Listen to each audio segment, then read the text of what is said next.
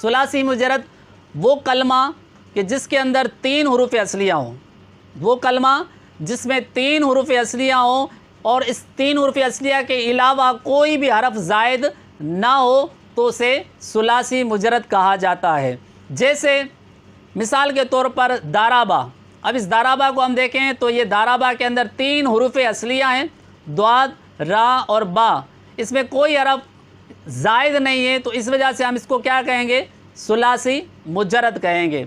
इसी तरह ये फ़ेल की मिसाल हो गई, तो इस्म की भी मिसाल इस पर है, सुलासी मुजरद पर इस्म की भी मिसाल बन सकती है। जैसे ज़ैदुन।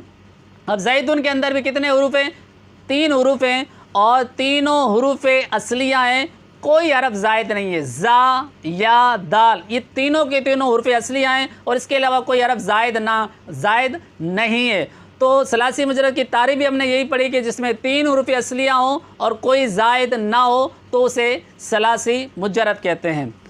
इसके बाद है सुलासी मज़ीद फ़ी की तारीफ़। तो सुलासी मज़ीद फ़ी किसे कहते हैं, वो कलमा कि जिसमें 3 हुरूफ असलियाँ हों और इसके अलावा कोई हरफ ज़ायद भी हो तो उसे सुलासी मज़ीद फ़ी कहते हैं। जैसे मिसाल के तौर पर अकरामा। अब ये अकरामा जो है इसका वज़न जब हम निकालेंगे अफ़आला, और इससे पहले जो हमने सबक पढ़ा था उसमें मैंने आपको बताया था कि जो भी फ़ा के मुकाबले में, ऐन के मुकाबले में और लाम के मुकाबले में आएगा वो असली हुरूफ होगा और जो इसके अलावा होगा वो ज़ायद हरफ कहलाएगा।